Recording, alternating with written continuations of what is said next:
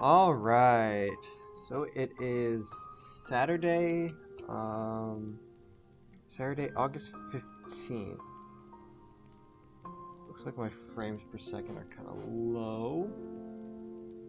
Don't know why that would. Well, no, I do know. It's because I have Chrome open.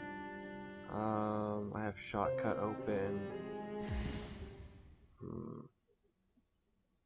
Because I'm uploading and exporting things in the background, so it's gonna be a little bit slow, but that's all right because today I kind of wanted to do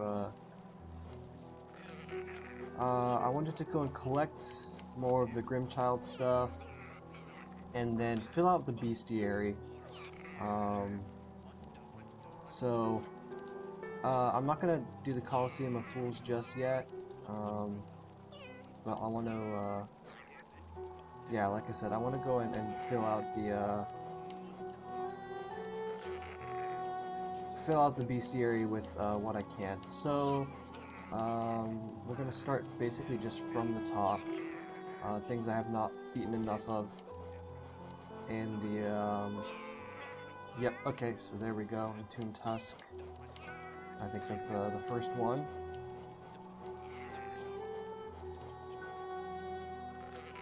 Okay, so yeah, we'll go do that. We'll take care of that area, I think.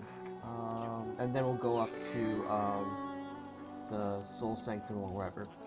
But the gameplay is going to be pretty slow today, but I'm going to try and make up with that with some much better commentary, or just talking about what's going on.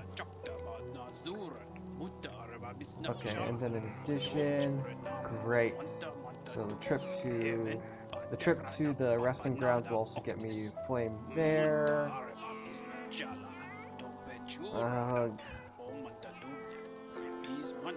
I'll just go get that flame next to in Howling Cliffs first. Okay, so I was watching one of my friends' stream a little while ago, and there was a question that I went and asked him, which was what makes a game fun for you? And the first thing that he mentioned was the challenge, which honestly I never really put as first. Yes, I appreciate difficulty in games, but I was just a little bit surprised, not by his answer, but just that I hadn't really thought about it. Did I go far enough? I don't think I went far enough. Yeah, so he mentioned challenge first, and then the story is not ridiculously important, which is surprising to me because I think a good story makes or breaks a game.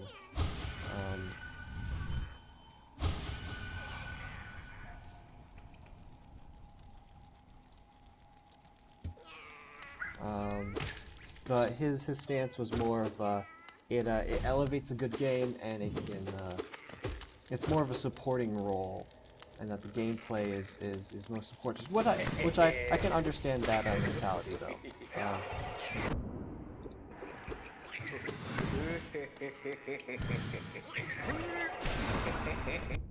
Okay, so these guys are a little bit tougher, I guess. Okay. And then tight controls was another thing he mentioned. Which is, you know, I'm not in a really I don't really play the type of games he does. He does a lot of platformers. Like he's a huge Celeste fan, right? And Hollow Knight fan, of course. But he mentioned the tight controls are a big thing, which is, like I said, something I've never really thought about when it comes to my gaming. It's not really a factor when it comes to deciding mine. And then he brought up aesthetic and music, which I think it was kind of the same lines as the story, right? It'll enhance a good game, um, but other than that, it's not like a determining factor in what makes a game fun, right? Which is understandable, right? Um, so that just got me thinking about like what my favorite, my top 5 games are. Um, and so I went and on the walk to Walmart on Tuesday, which is when this was wandering through my head. I think I sat on in a stream on Monday, so this has been bouncing around my head for about a week. But I went and wrote down my top 5 favorite games, a couple runners up, and then games that probably should have made it onto the list, but I have underappreciated. Oh, that's so cute. He goes to sleep next to you. Oh, that's pretty cute.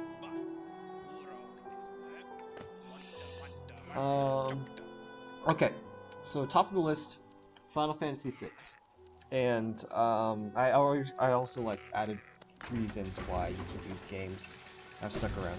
But yeah, top of the list, Final Fantasy VI. I absolutely love it. There's just wonderful character developments by the huge cast of 14 characters. Well, except for 2 of them, but those 2 are the optional characters, so it kind of makes sense that there's not much development for them. But and then there's those underlying themes about finding yourself and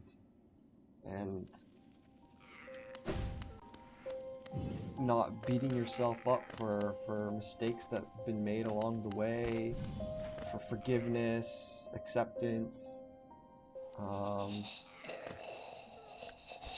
then like brotherly love and shit like that. So there's, I won't say that they're like necessarily deep themes, but they definitely. Oh, is there something here? No. Come on, Grimchild, beat it up for me. Okay. Yeah, I'm not gonna say it's like exceptionally deep. When it comes to characters. Oh my goodness, I knew it. Well, if you knew it, why didn't you go here before?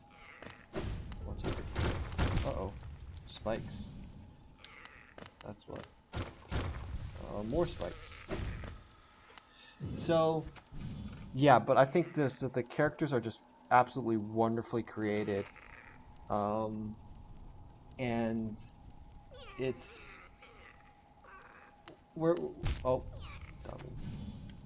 I just think that, the characters are just absolutely wonderful, and it's really great to come on, what a troll. I'm just gonna wait here a little bit for my soul to recharge because I have no idea what's around the corner. But yeah, like the character of Locke Cole, the thief, he's not necessarily like a main character. Oh gosh, I think the recording frame rate is gonna be awful on this one. Maybe I should hold off a little bit or try and close some applications. But the character of Locke Cole specifically is just really, I won't say I relate to him because, I don't have a girlfriend who's trapped in some coma, and or yeah, when because she went and saved my life, or who lost her memory because she went and saved my life in some Phoenix Canyon. No. It's I don't relate to him as in like we've lived similar things. However, I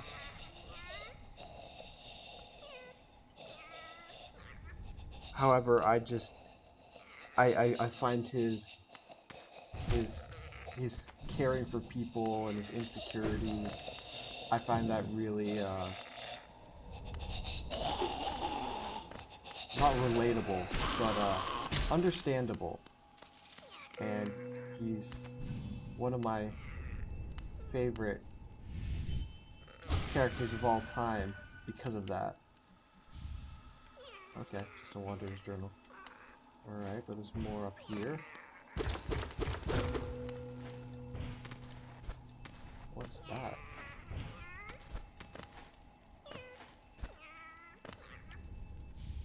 Soul Eater? That's a charm. Greatly increases the amount of soul gained. Oh, so this is like Soul Catcher except on steroids. Okay, that's good to know. Probably will go and replace out oh.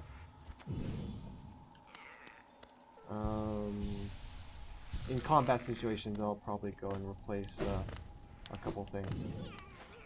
Alright, sweet. Is there anything more up here? Hey, it's one more of those things. Alright. So, on to the rest of the husks. I think I need to beat 3 more.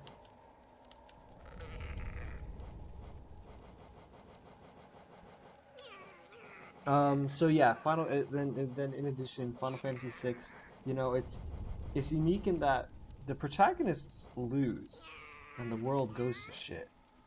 2/3 of the way into the game, and the last third of the game is just you have the opportunity. You decide how much you want to do. You can go and find all the characters, and recruit them into the party and make the final dungeon a hell of a lot easier.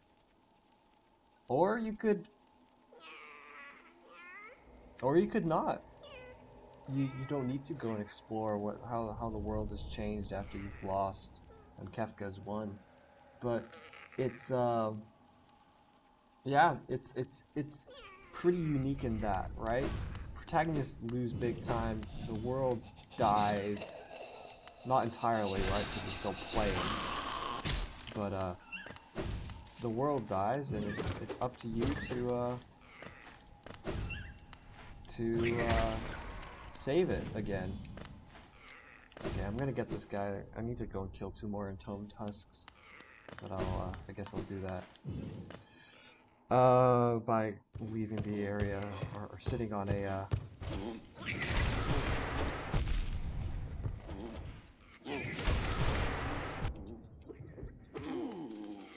So, yeah, and then the last thing I've written here is there is, you know, is like maybe not, it's not like exceptionally difficult, but it's, especially in the world of Ruin, there are going to be fights that are difficult.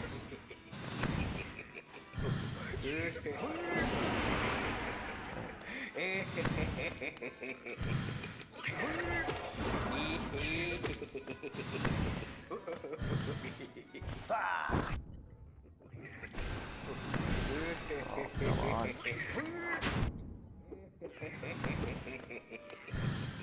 And then the last thing, I guess, but yeah, it's just the characters and story that really make Final Fantasy VI my favorite.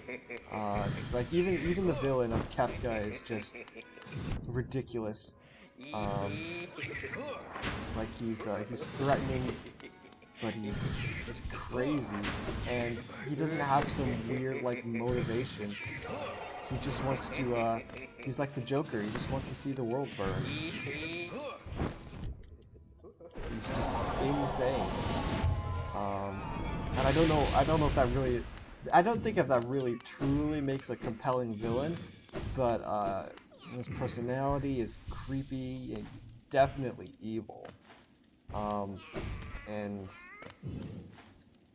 I don't know, just the insanity just plays into the character really well, and for a pixelated Game Boy Advance and SNES game, it does a fantastic job.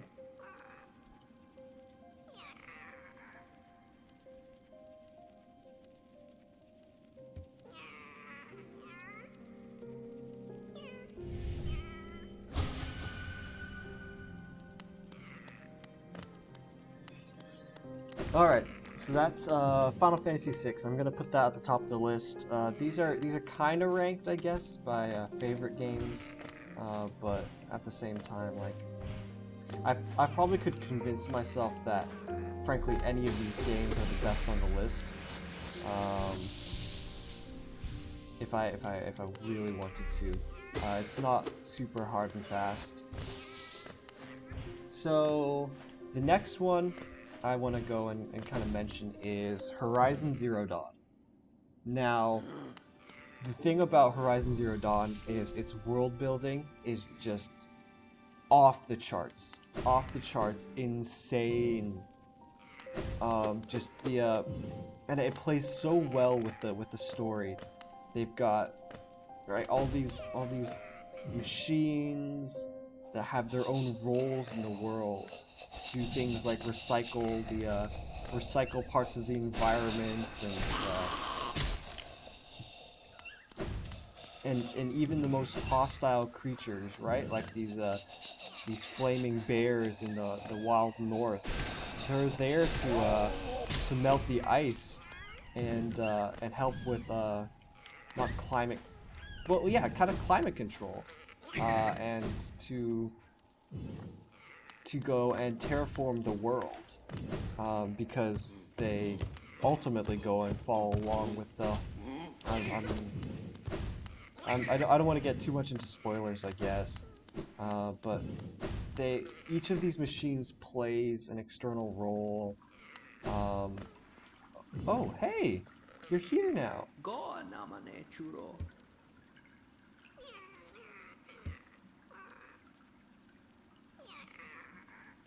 Thanks, dude.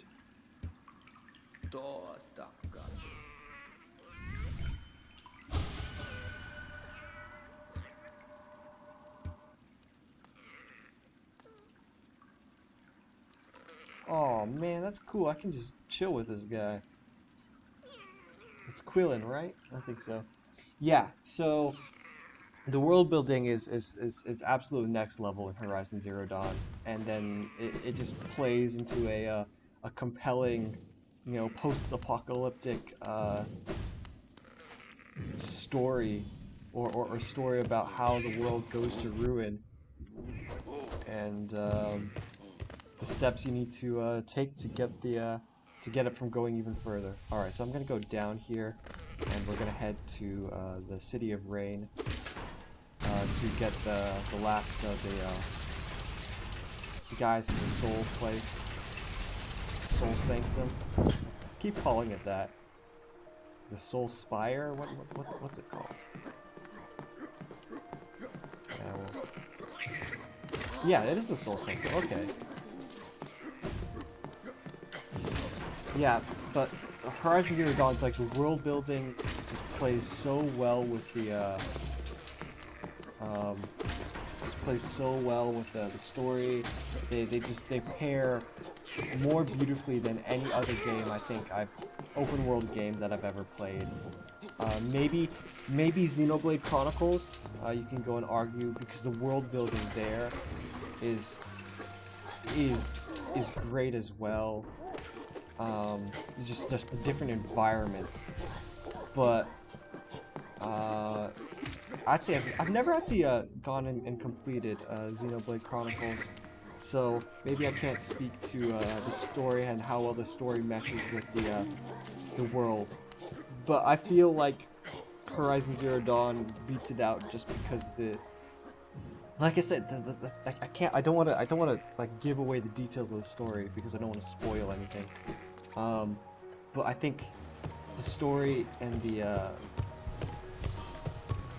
story and the world are just so compelling, so much more compelling than many other games I've played, open world games I've played, or yeah, like Assassin's Creed Odyssey, right? the world is huge. There's so much to do, but you get bored of it really quickly, and it really doesn't enhance the story to go see yet another island that has the same sort of structures on it. Like, it kind of just falls apart after you've gone in and beaten up another fortress. The world is huge, but that doesn't necessarily mean it's a well-built world for Assassin's Creed Odyssey.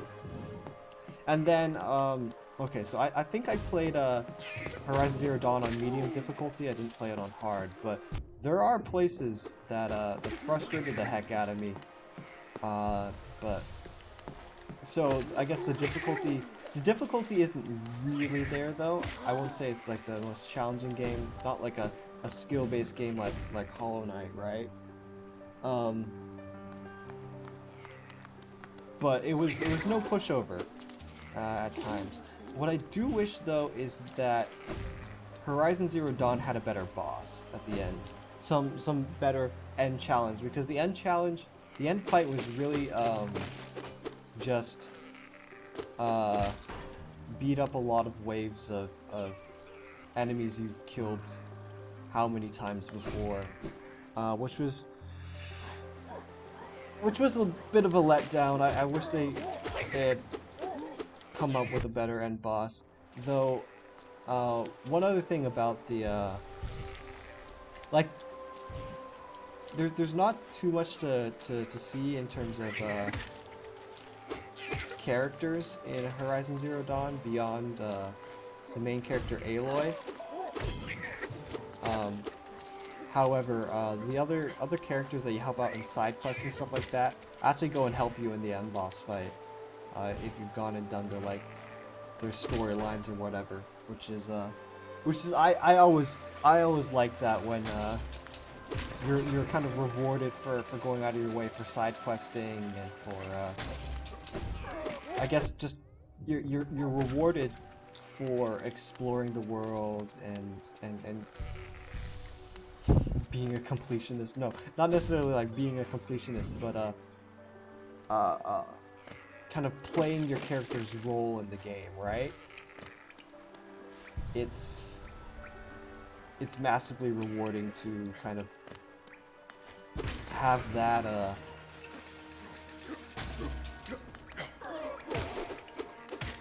ooh, excuse me, for just being rewarded for impacting the world, right? And I just always like that, right? That's why I really like the Bretta and Quillen fights here, because I'm being rewarded for going off the beaten path, for interacting with characters when I didn't need to do that, right? So I think the Soul Spire's to my right here, right? Oh, I'm still... Oh, okay, no, I'm still in the tall room. Yeah. Oh, no, I'm not in the tall room. Okay.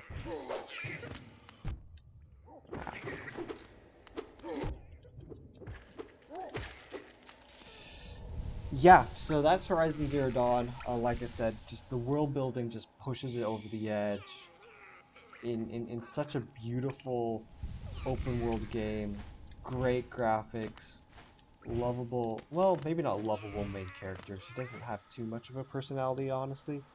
But like I said, the story and the world building just push that game over the edge for me and make it I'm gonna rank it second on here, but like I said, I could probably make a case for any of the games on this list being first. Alright, so the next game on here is another one I have not completed. So it's kind of a strange entry to have on here, because like I said, I haven't actually completed it. Yet I'm still calling it my favorite. I think that's a little bit unfair, right? Because I haven't completed Hollow Knight. and it's not on my list of favorites. It's actually not on my list of favorites because I haven't finished it, which is yeah, it's not. It's a little bit discriminatory to Hollow Knight, I guess. However, okay, so this third one I've got listed here is Persona 5. And now I have not, like I said, I have not gone and completed Persona 5.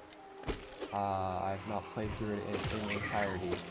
However, the thing about Persona 5 that really attracts me is the aesthetic. It's the music, it's the visuals, like everything. Everything is just so stunning when it comes to presentation for the game, and I don't need to play. I don't think I need to play more to witness that that presentation, right? I've already seen what the game has to offer, and I just absolutely love it. And then there's the RPG elements that I will never turn down, like the sort of turn-based combat. I'll never turn that down.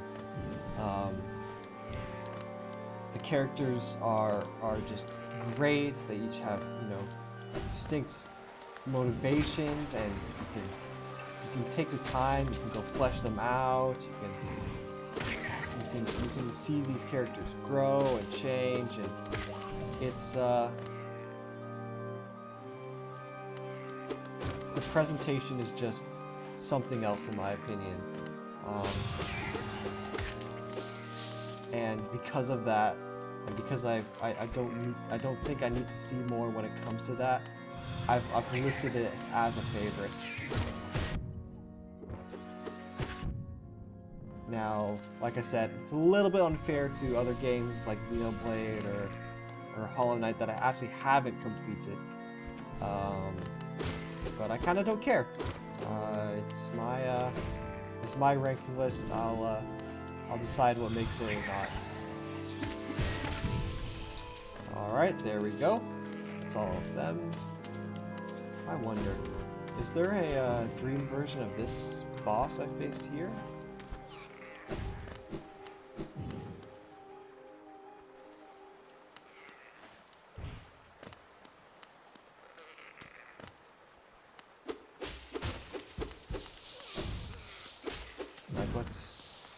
Oh, no, it's just a big hole. Well, maybe it's at the bottom of the hole? Oh no. There is. Aw, shoot. I was really hoping I wouldn't have to, Oh, Grimchild follows me in here. Alright.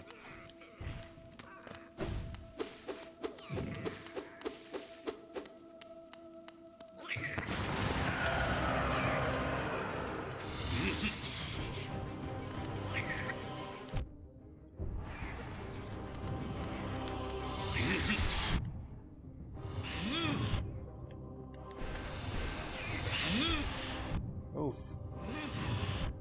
Oof.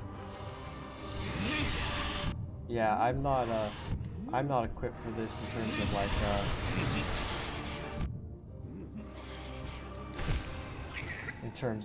charms and stuff like that.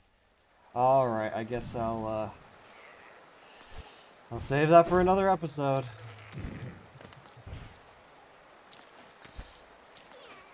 So yeah, like I said, I think I've seen all that Persona 5 has to offer, and or aesthetic-wise, and I am just absolutely in love with it.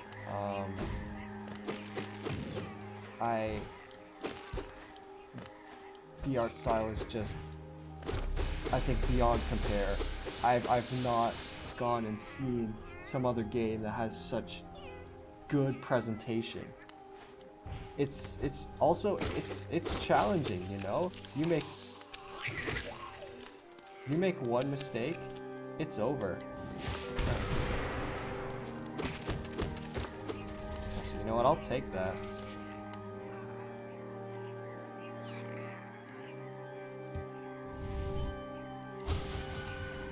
Guess I never really explored this place out too much.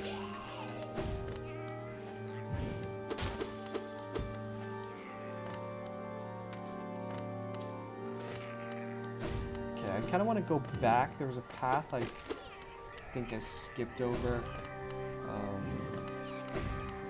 So yeah, Persona 5. The problem that I have, the big problem I have with Persona 5 is it's not very friendly to a completionist like me. Right, for someone who wants to go in 100% everything and see everything, have every single interaction, like, I do not think that's possible in a single playthrough. Unless I read a guide and schedule out every individual day a certain way, which is, I don't think it's worth it.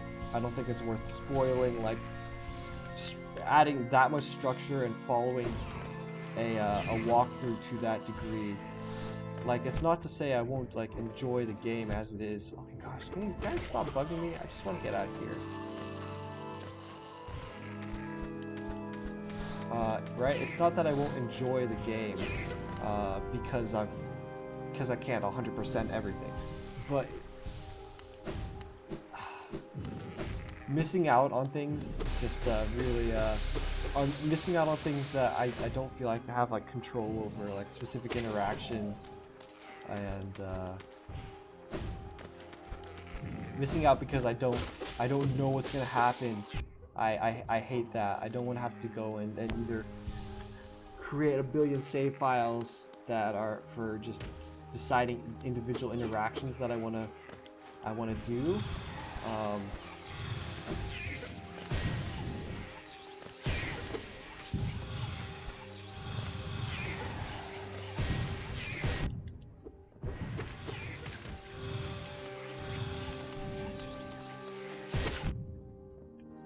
Yeah, I don't want to go and create individual save files that go and mark off each different interaction I can have each day. That's just, that's too far.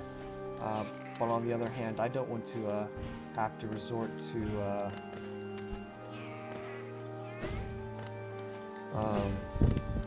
yeah, there's some area up here, I believe.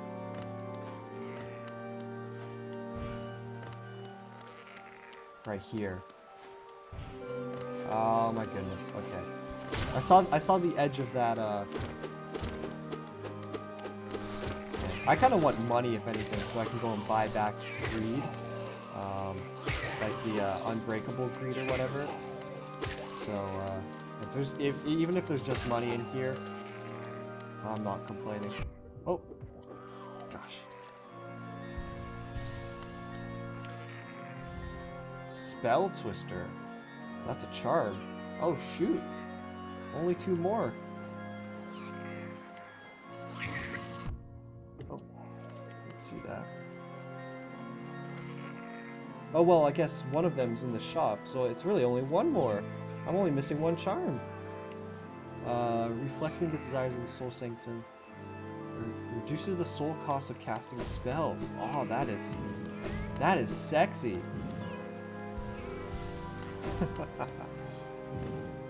Alright, so we're at 33 minutes into the recording. I don't know, I don't want to cut though, because I want to keep talking.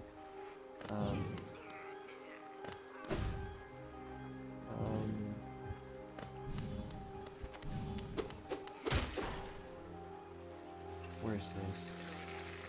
Oh, okay, this room, okay. Yeah, I'm kind of gonna kill a lot of the enemies here. Oh, come on.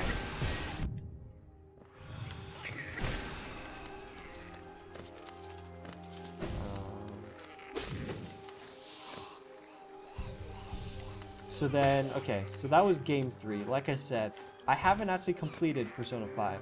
So there are probably a lot of factors of the game that I have yet to witness, honestly. But with the aesthetics alone, with the presentation alone, I'm absolutely blown away. And I think that completing it and seeing more of it is only going to go and I guess, increase my my love for the game. So I don't think its spot is being shaken away. Um,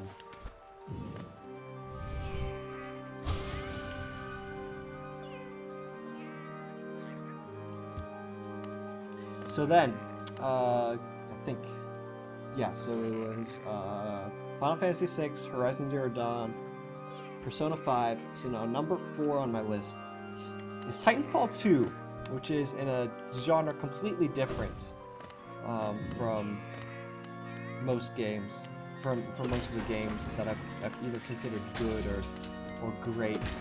Um, so Titanfall 2, if you don't know, is a first-person shooter, um, which is, like I said, it's very different from. Oh wait, this is the way up to how I got Descending Dark, I believe. Oh, maybe there's more stuff up there. I don't know.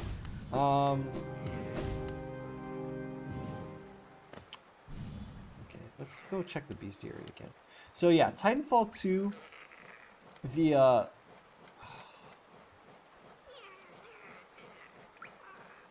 it's just, I kind of don't know how to I just really think it's a great game, right? It's badassery to the extreme. That's what I've written down here in my notes. Right, with the Titans and all the cool like abilities, stimming, cloaking, shields. It's just a uh, a techno nerds, I guess. Maybe not techno nerd. That's kind of a weird thing to say, but it's just a paradise. Um, and I can't I can't even begin to describe just how cool it is, right? You've just gone and killed 3 pilots with a um I don't know what's the most badass weapon. Probably be like the one with the missiles. Right, there's one that shoots like missiles in salvos, like boom boom boom boom boom boom boom boom boom boom boom boom boom.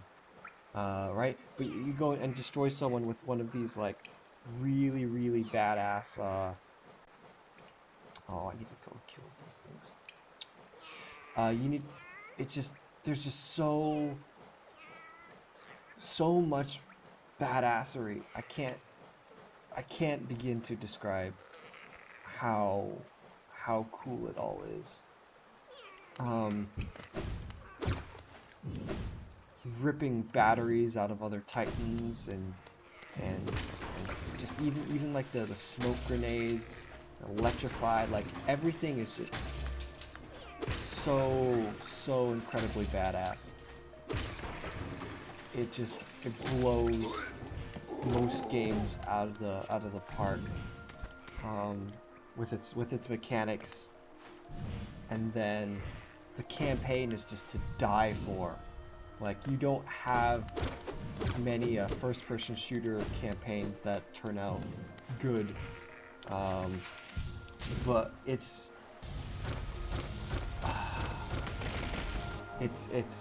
long enough for you to go and to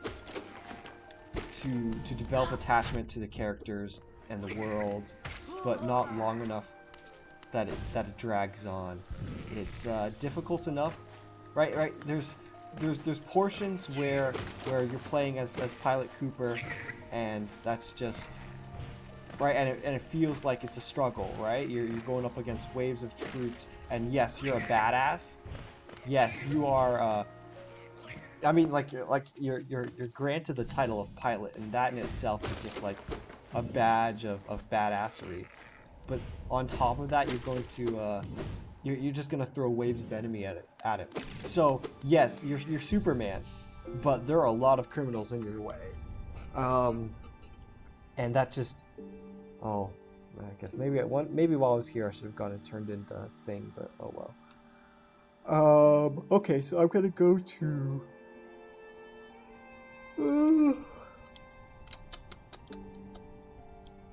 Okay, so I need that flame there, and that'll be it for the Grim Child. And then, but I want to go to Queen's Gardens to go and collect more bestiary enemies. Yeah, or Queen Station would probably be easier to get there. So yeah, I'll go to King Station and then hop back over to Queen Station. Then we can go down to Deep Nest and kill off some of the enemies there. Do a little bit more exploring. I was tipped off that there are a couple things I missed here. Yeah, but I'm going to go and continue my Titanfall thoughts in the next video. We're at a good point at 40 minutes here on the recording. So I'm just going to stop. And I will see you next time. Peace.